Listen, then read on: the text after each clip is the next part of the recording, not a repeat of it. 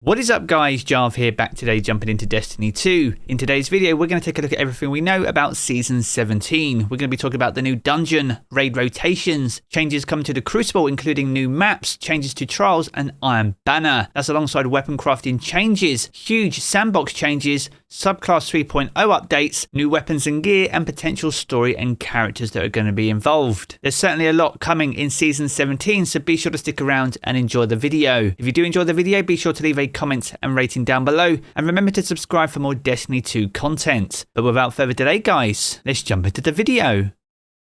Have you ever sat there and thought to yourself actually how much time you spend in front of a screen, whether it's your phone, gaming like I am right now, watching films, or even in your car? You're pretty much on a screen 24/7. If I roll back 3 years, I was working in an office job, working nights. Not only was light an issue, but I was in front of screens all night long for 12 hours. And I'd come home with headaches and have to try and sleep. And if you can't do that, then you can't recharge. Now remember guys, self-care isn't being selfish, and you need to look after number one. And that's when I did a bit of research and came across these GMG performance glasses. Now a lot of you would have noticed I wear glasses on a regular basis, but these don't have blue light protection, whilst these do. And the GMG ones are far more lightweight and comfortable, and you barely know that you're even wearing them. Now these actually reflect some of the blue light emitted from these screens, so whether I'm in here late at night working on a video or gaming and chilling with friends, I can be sat here in the confidence knowing that I'm protecting my eyes. Now GMG have launched their latest range of performance glasses, and these are even more efficient at blocking out that blue light, making sure that you're ready for that next gaming session. And right now, for the next 48 hours, you can get 40% off, which is nearly half price. So if you want to do your eyes a favour and protect them long term, then be sure to check them out, and I'll leave all their links and details down in the video description below.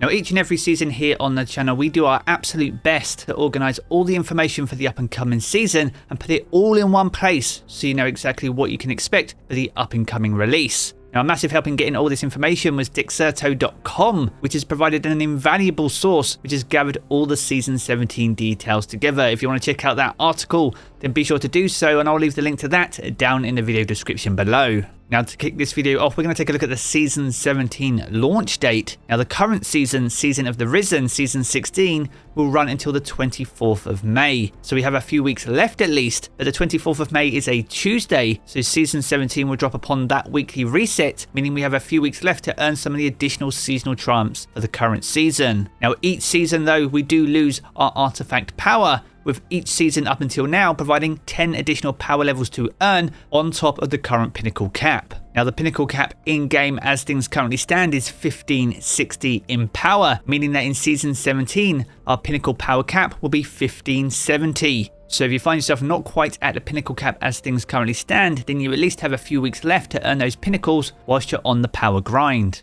Now one of the most sought after activities being added in Season 17 is a brand new dungeon. Now dungeon are activities for 3 players that offer raid-like mechanics. They are some of the most popular encounters inside Destiny 2. And as Bungie stated in their Vidoc prior to the launch of the Witch Queen, Destiny 2 will be getting new raids and dungeons every 3 months throughout the course of Year 5. So with the launch of the Witch Queen offering us a brand new raid in the form of the Vow of the Disciple, then Season 17 will see the launch of a brand new dungeon. Now an important thing to remember is that the dungeon for Season 17 is locked behind a paywall. So if you didn't buy the digital deluxe edition of the Witch Queen, then it won't be available to you. Now this was spoken about earlier in the season, with Cosmo providing some clarification. Now Cosmo went on to say that the digital deluxe edition of the Witch Queen will receive 2 dungeons, and for players who purchase the standard edition, that end game activity will no longer be included. Now you can still upgrade to the deluxe edition to get the dungeons at a later date, and Bungie are working on a separate payment method to be introduced this year that will allow players to purchase the dungeons as standalone experiences. So whilst we're still waiting for absolute confirmation from Bungie on the details for Season 17, fully expect some details about actually how to purchase the dungeon as a standalone experience, with this information becoming available prior to the season's release, likely as part of a This Week in Bungie update. Now moving on from dungeons and over to raids, and as part of Season 17 we'll see featured raids added to the game. Now raids will be split into 2 different types of activities, and these include seasonal and weekly challenges. Now as for seasonal, this will include the latest raid and or dungeon,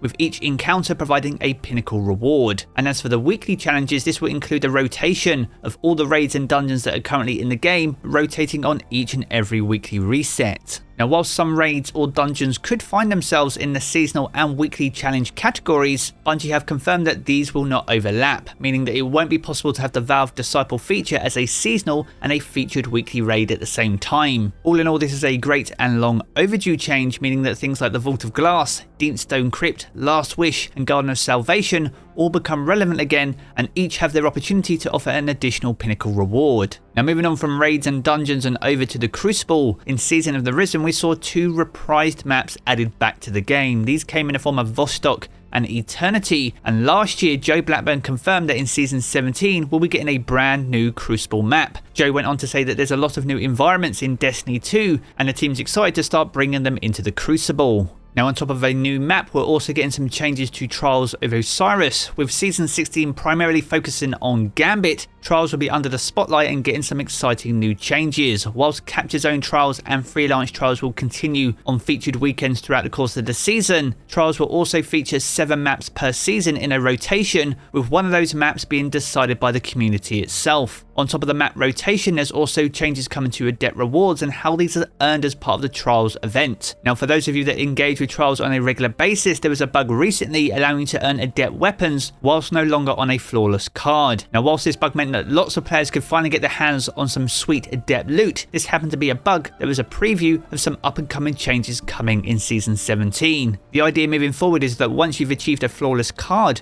and entered yourself into the flawless pool, any matches that you play whilst in the flawless pool will have a chance to drop a new Adept weapon. It's an exciting change in itself and offers more incentive to get into the flawless pool and get additional chances at some sweet Adept rewards. Now, on top of changes to Trials, Lord Saladin will also be getting an overhaul as part of the Iron Banner event. A lot of the vendors in the tower have been overhauled season on season, and Lord Saladin is one of the final ones to get his time in the spotlight. Now, to get an idea on some of the changes that could be coming to Lord Saladin, you simply need to head over to Saint 14 over in the tower, or even the Drifter over in the Annex. These have had overhauls very recently, and Lord Saladin will be offering similar benefits in Season 17 as part of the Iron Banner event. Now, Season 17 will also be offering a brand new weapons, and in Season 17, as a result of Destiny 2 leaks over on Twitter, it's looking likely that we'll get the Trespasser exotic sidearm returning to Destiny. Now, this was leaked as part of a translation of last week's This Week at Bungie, with one of the sections which had the word redacted in English being replaced with the word Trespasser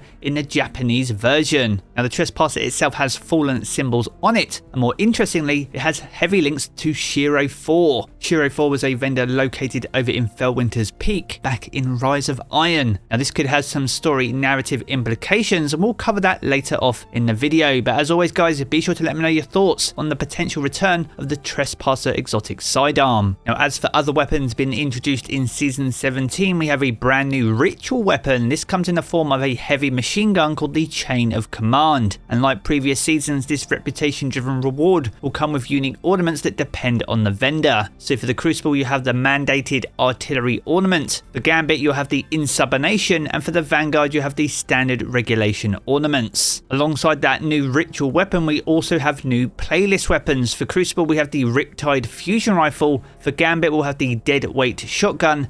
And for Vanguard, you have the Strident Whistle bow. As for the Nightfall, we'll have 2 new returning weapons for Season 17. These come in the form of the Horror's Least Pulse Rifle and also the DFA Hand Cannon. This will be the DFA's first opportunity to drop with random rolls, so if you have any desired perk combinations that you want to see on a DFA, then be sure to sound off down in the comments below. Now, as for Trials of Osiris, we have new rewards there too for Season 17. We have a new sidearm called Forgiveness and a new fusion rifle called the Burden of Guilt. And to make way for the new playlist weapons, some Season 16 weapons will be shifting over to the standard loot pool. This includes the Crisis Inverted Hand Cannon, which you can find from the Crucible, the Heresy Auto Rifle that you can find in Gambit, and the Vanguard Shotgun, the Fortissimo 11. So you will still be able to obtain those 3 weapons, but they'll be in the standard loot pool as opposed to the playlists. Now, as well as that, we also see a handful of weapons rotating out of loot pools across the game. For Iron Banner, this includes the occluded Finality Sniper Rifle, rifle and a finite impactor hand cannon. As for Nightfall exclusive weapons, the Comedian shotgun and the Palindrome hand cannon will no longer be in rotation. And as for Trials of Osiris weapons, this includes the Shara's Wrath submachine gun and also the Messenger pulse rifle. So if you haven't got god rolls on those incredible weapons, then make sure to get your hands on them over the next couple of weeks, as they'll no longer be earnable in Destiny 2 upon the launch of Season 17.